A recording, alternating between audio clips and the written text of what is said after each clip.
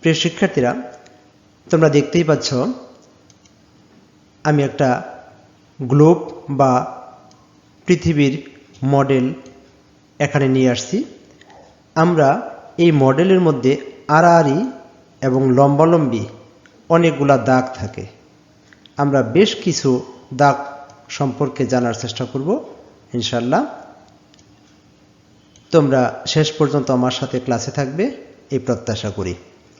দেখো, এখানে অনেকগুলো দাগ আছে।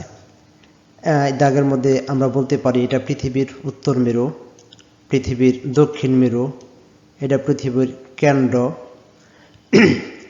আড়াআড়ি হচ্ছে বাম থেকে ডানে। এই পৃথিবীর বাম থেকে ডানে বেশ কিছু দাগ এখানে দেওয়া আছে। এখানে কিন্তু সবগুলো দাগ নিয়ে আসা সম্ভব হয়নি। এখানে অল্প কিছু দাগ নিয়ে আসছি। এই হচ্ছে গিয়ে বাম থেকে ডানে, এই দাগগুলাকে বলা হয় আড়াআড়ি দাগ।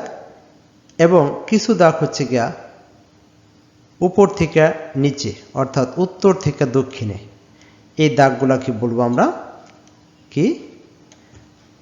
লম্বালম্বী দাগ। এখানে সবগুলো দাগ নিয়ে আসা সম্ভব হয়নি, অনেকগুলা দাগ আছে। এই দাগগুলাকে বলবো, কালো দাগগুলাকে বলবো আমরা লম্বালম্বী দাগ।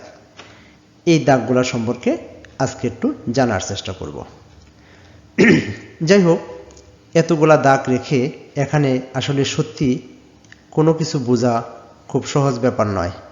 এই জন্যই আমি এই দাগগুলোকে সরিয়ে দিয়ে একটা একটা করে দাগ নিয়ে এসে তোমাদের বোঝানোর চেষ্টা করবো ইনশাআল্লাহ।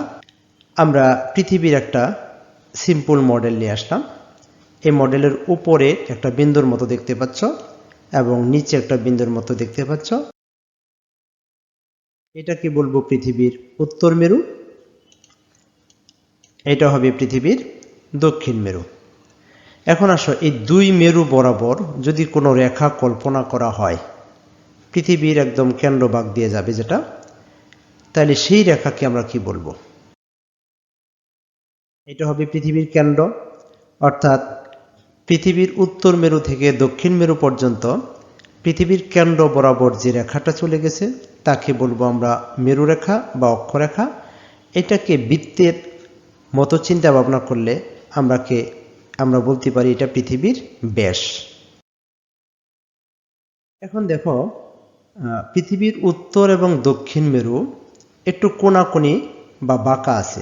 এটাকে দেখানোর জন্য জাস্ট খালি আমি এই লাইনটাকে তোমাকে নিয়ে আসছি। দেখো, এখানে আমরা যদি পৃথিবীর উত্তর মেরুটা যদি এই জায়গায় হতো, দক্ষিণ মেরুটা যদি এই জায়গায় হতো, তাইলে দেখো পৃথিবীটা একদম সোজা হতো বা উত্তর দক্ষিণ মেরু বরাবর হতো। কিন্তু আসলেই পৃথিবীটা উত্তর এবং দক্ষিণ মেরু একটু বেঁকে বা হেলে আছে। এটা কত ডিগ্রি কোণে? এটা 23.5 ডিগ্রি কোণে হেলে আছে। এটা বোঝানোর জন্য জাস্ট খালি আমরা এই রেখাটাকে নিয়ে আসছি। অর্থাৎ পৃথিবী উত্তর এবং দক্ষিণ মেরুতে মেরু বরাবর 23.5 ডিগ্রি কোণে একটু হেলে আছে। এখন দেখো, পৃথিবীর এটা হচ্ছে গিয়া, আমরা যদি বলি এটা উত্তর, তোমরা সবাই জানো। তারপর আমরা বললাম এটা দক্ষিণ, এটা পূর্ব, এটা হচ্ছে গিয়া পশ্চিম। তাহলে পৃথিবীর পূর্ব থেকে পশ্চিমে অথবা পশ্চিম থেকে পূর্বে ঠিক মধ্যরেখা বরাবর, মধ্যভাগ বরাবর একটা রেখা কল্পনা করা হয়। এটাকে বিষুব রেখা বলা হয় বা ইকুয়েটর বলা হয়। এই বিষুব রেখার অনেকগুলো নাম আছে। বিষুব রেখা, নিরক্ষরেখা, সমাক্ষরেখা, এই বিষুব রেখারই নামগুলো এটা। তাহলে এটা হচ্ছে বিষুব রেখা। এই বিষুব রেখা পৃথিবীকে উত্তর এবং দক্ষিণে দুটি অংশে ভাগ করেছে। এটা হচ্ছে উত্তর গোলার্ধ, এটা হচ্ছে গিয়া এটা উত্তর গোলার্ধ, এটা দক্ষিণ গোলার্ধ। দেখো, এই বিষুব রেখা শুধু এই অংশটাকে আমরা যদি দেখতে পারি, আর বাকি এর পিছনের অংশটাকে দেখা সম্ভব নয়। সেটাকে আমরা একটু দেখার চেষ্টা করলাম। এই যে এই বিষুব রেখা মূলত একই রেখা। এটা হচ্ছে পৃথিবীর এই প্রান্ত বরাবর, আর পৃথিবীর ওই দিক দিয়ে ঘুরে আসলে যে রেখাটা পাওয়া যাবে এটা হচ্ছে গিয়া পৃথিবীর ঠিক মধ্যভাগ বরাবর। এই রেখাটাকে বলবো আমরা বিষুব রেখা। এই বিষুবরেখাকে বলা হয় পৃথিবীর মহাবৃত্ত। একটু ভালো করে মনে রাখবা, এটাকে বলা হয় মহাবৃত্ত। অর্থাৎ পৃথিবীতে যে রেখাগুলো কল্পনা করা হয় সেই রেখাগুলোর মধ্যে সবচেয়ে বড় বৃত্ত এই বিষুবরেখা। এই বিষুবরেখা পৃথিবীকে উত্তর এবং দক্ষিণ দুটি গোলার্ধে ভাগ করেছে।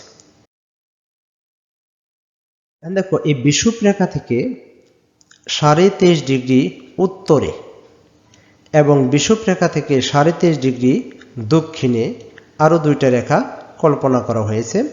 এই রেখাগুলোর আলাদা আলাদা নাম আছে। তাহলে রেখা থেকে 23.5 ডিগ্রি উত্তর গোলার্ধে এবং বিষুবরেখা থেকে 23.5 ডিগ্রি দক্ষিণ গোলার্ধে দুটো রেখা এরকম কাটা চিহ্ন দেওয়া হয়েছে। এই রেখাগুলোকে আমরা কি বলি?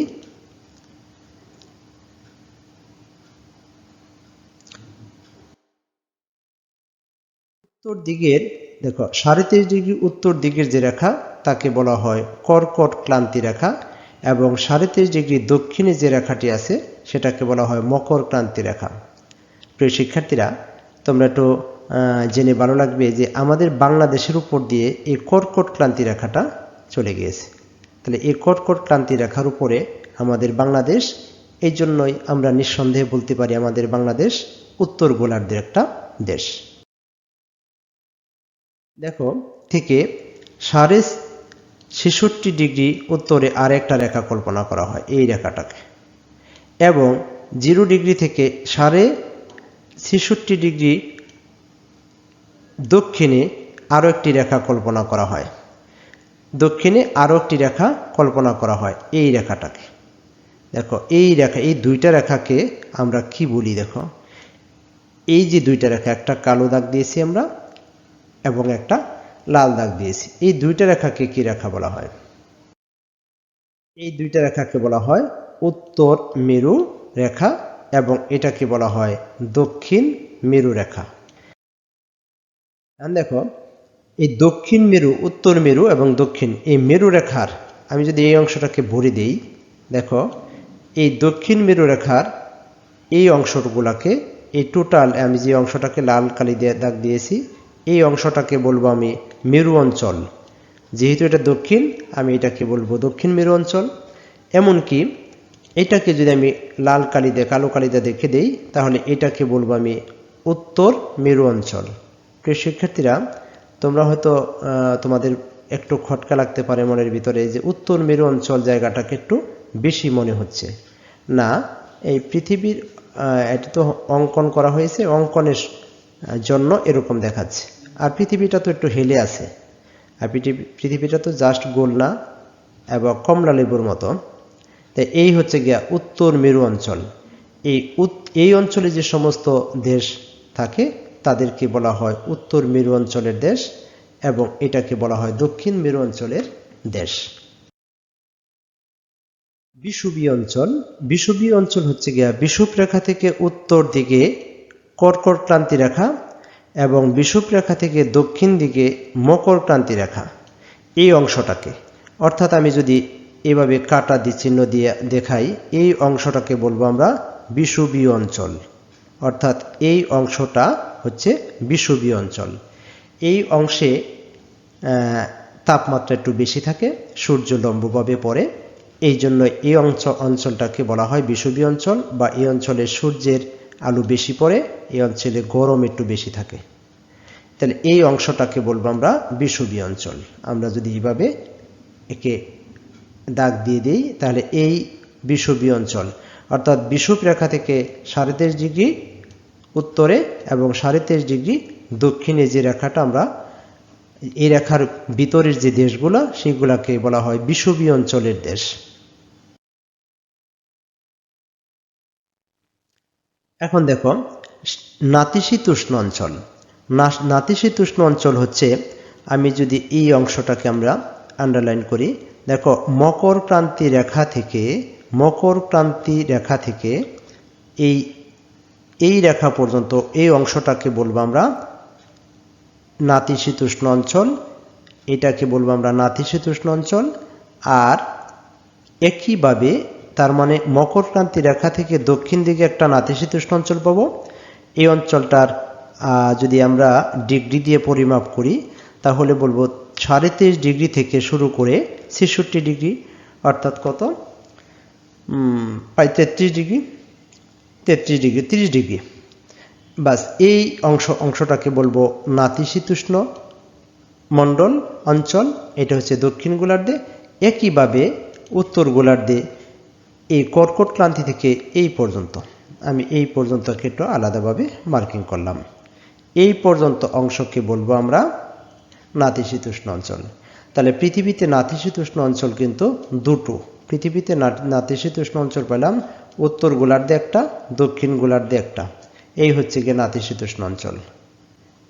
এই অঞ্চলের তাপমাত্রা বিষুবীয় অঞ্চলের চাইতে একটু কম থাকে।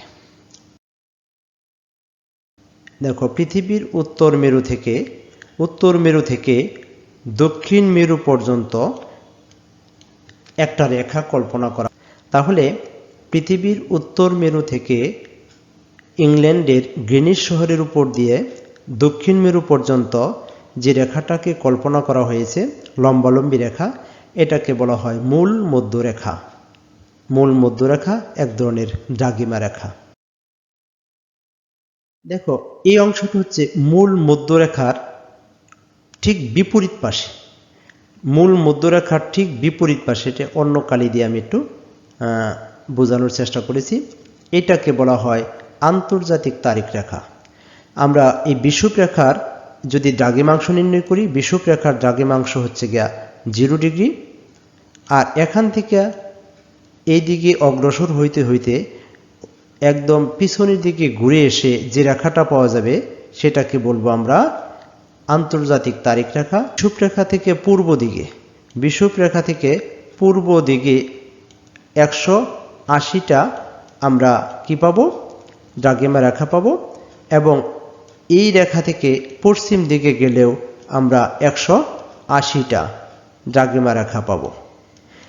মূলত 180টা এখান থেকে আমি মূল মধ্যরেখা থেকে যদি আমি 180 ডিগ্রি অগ্রসর হয়ে একদম পিছনের দিকে যে রেখাটা পাবো, এবং মূল মধ্যরেখা থেকে পশ্চিম দিকে অগ্রসর হয়ে আমি যে রেখাটা পাবো সেই রেখাটা মূলত একই রেখা।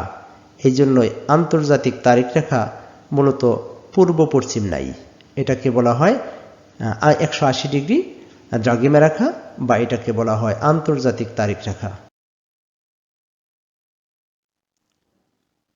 দেখো, আন্তর্জাতিক তারিখ রেখা অর্থাৎ বিষুব রেখাকে যদি আমরা 0 ডিগ্রি ধরেছিলাম, 0 ডিগ্রি দ্রাঘিমাংশ, এখান থেকে যদি পূর্ব দিকে কেউ অগ্রসর হয়, পূর্ব দিকে, এটা হচ্ছে পূর্ব দিকে মূল মধ্যরেখা থেকে পূর্ব দিকে গেলে ঘড়ির কাঁটা সময় বাড়তে থাকে। এভাবে এখান থেকে যদি আমি এই দিকে আসতে থাকো, পূর্ব দিকে আসতে থাকো, ঘড়ির কাঁটার সময় বাড়তে বাড়তে এখানে 12 ঘন্টা বেড়ে যাবে। এমনি করে এখান থেকে যদি আমি পশ্চিম দিকে যাই, পশ্চিম দিকে যাইতে যাইতে তো ওই দিকে আসব, এখানেও আমাদের 12 ঘন্টা, এখানেও 12 ঘন্টা কমতে থাকবে। এইদিকে মাইনাস হইতে থাকবে এবং ডান দিকে প্লাস হতে থাকবে, সময় বাড়তে থাকবে। তোমরা জানো বাংলাদেশের সময় এই গ্রিনিচ শহরের সময়ের চাইতে আমাদের কয় ঘন্টা প্লাস করতে হয়? 6 ঘন্টা প্লাস করতে হয়। অর্থাৎ আমাদের দেশটা মূল মধ্যরেখা থেকে পূর্ব দিকে, মূল মধ্যরেখা থেকে অর্থাৎ গ্রিনিচ শহরের উপর দিয়ে যে রেখাটা এসেছে, এখান থেকে যদি কেউ পূর্ব দিকে অগ্রসর হয়, সময়, ঘড়ির কাঁটার সময় বাড়তে থাকে। আর মূল মধ্য থেকে কেউ যদি এই দিকে অগ্রসর হয়, অগ্রসর হয়ে এই পর্যন্ত আসে, তাহলে তার ঘড়ির সময় মাইনাস হতে থাকে। দেখো, একটু ভালো করে লক্ষ্য রাখো, যে নাকি পূর্ব দিকে আসতেছে, এইদিকে ঘুরে ঘুরে যখন এই আন্তর্জাতিক তারিখ রেখা কেউ যদি অতিক্রম করে, আন্তর্জাতিক তারিখ রেখা অতিক্রম করে যদি এই পাশে চলে আসে, তার সময়ের সাথে একদিন মাইনাস করতে হবে, একদিন মাইনাস করতে হবে। এবং এই দিক থেকে দেখো, পশ্চিম দিক থেকে আসতে আসতে যদি আন্তর্জাতিক তারিখ রেখা কেউ ক্রস করে, তাহলে তার ঘড়ির সময়ের সাথে একদিন প্লাস করতে হবে। আমরা এটা আরেকদিন বুঝবো যে কেন প্লাস করতে হয়, কেন মাইনাস করতে হয়। আমরা আজকে মূলত আগে বলেছিলাম যে পৃথিবীর মানচিত্রে বা আমরা একটা গোলকের মধ্যে কিংবা একটা পৃথিবীর মডেলের মধ্যে আড়াআড়ি অর্থাৎ উপর থেকে নিচে যে দাগগুলা এবং লম্বালম্বী দাগগুলা এবং বাম থেকে ডানে যে দাগগুলা, সেই দাগগুলা সম্পর্কে একটু জানব এবং তার মধ্যে থেকে কয়েকটি গুরুত্বপূর্ণ রেখা সম্পর্কে জানব। আশা করি আজকের ক্লাসটা যারা দেখেছ তাদের মধ্যে দ্রাঘিমা রেখা, অক্ষরেখা এই সমস্ত জিনিস কিছুটা হলেও বুঝতে পারবে। যাই হোক, আজকের ক্লাস এই পর্যন্তই। আশা করি ভবিষ্যতে আরও কোনো ক্লাস নিয়ে তোমাদের সামনে হাজির হব। সেই পর্যন্ত সবাই ভালো থাকো। আর যদি ক্লাসটি ভালো লেগে থাকে আমার চ্যানেলটি সাবস্ক্রাইব করবে, ভিডিওগুলো লাইক এবং শেয়ার করবে। তোমাদের ভালো ভালো কমেন্টসের অপেক্ষায় রইলাম। আজকে এই পর্যন্তই। আসসালামু আলাইকুম। আল্লাহ হাফিজ।